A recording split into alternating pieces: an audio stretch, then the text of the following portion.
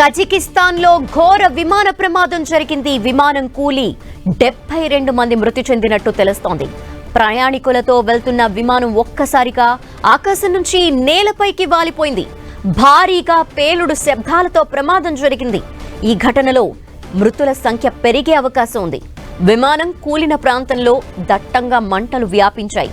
స్థానికులు ప్రమాదాన్ని గుర్తించి వెంటనే సహాయక చర్యలు చేపట్టారు. ఎమర్జెన్సీగా విమానాన్ని ల్యాండ్ చేశారు.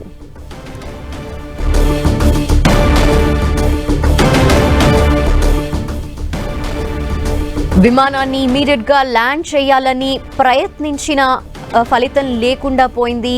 దీంతో జనావాసాలకు దగ్గరగా విమానం కూలిపోతున్న దృశ్యాలు మనం స్క్రీన్ లో చూస్తున్నాం. దాదాపు 72 మంది మృతి చెంది ఉంటారు అని తెలుస్తోంది. అయితే ఈ మృతుల సంఖ్య ఇంకా పెరిగే అవకాశాలైతే కనిపిస్తున్నాయి. కజకిస్తాన్లో జరిగింది ఈ ఘోర విమాన ప్రమాదం.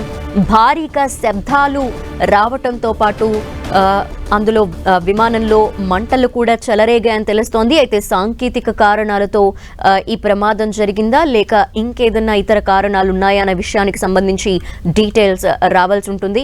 అయితే భారీగా పేలుడు శబ్దం రావటం, అంతేకాకుండా ఒక్కసారిగా మంటలు చెలరేగి జనావాసాలకి సమీపంగా మనం ఇల్లు కూడా చూస్తున్నాం. వాటికి దగ్గరలో ఈ విమానం కూలిపోయిన ఘటన జరిగింది. ఈ నేపథ్యంలో చుట్టుపక్కల ఉండేవాళ్ళు కూడా ఒక్కసారిగా ఉలికిపడ్డారు. ఏం జరుగుతుందో తెలియని పరిస్థితుల్లో విమానం ఆకాశం నుండి నేలపైకి కూలిపోయింది.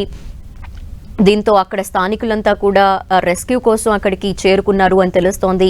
అయితే ఓవరాల్ గా ప్రయాణిస్తున్న వారిలో 72 మంది మృతి చెంది ఉంటారు అని తెలుస్తోంది. అయితే మృతుల సంఖ్య ఇంకా పెరిగే అవకాశాలు కనిపిస్తున్నాయి. మొత్తంగా ప్రయాణికులు ఎంతమంది ఉన్నారు అనే విషయం కూడా తెలియరావాల్సి ఉంది.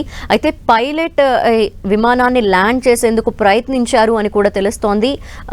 బట్ ఆ ప్రయత్నం అయితే విఫలం చెంది విమానం పెద్ద శబ్దంతో మంటలతో కూలిపోతున్న దృశ్యాన్ని మనం స్క్రీన్లో చూస్తే తెలుస్తోంది. కజకిస్తాన్లో జరిగింది ప్రమాద ఘటన.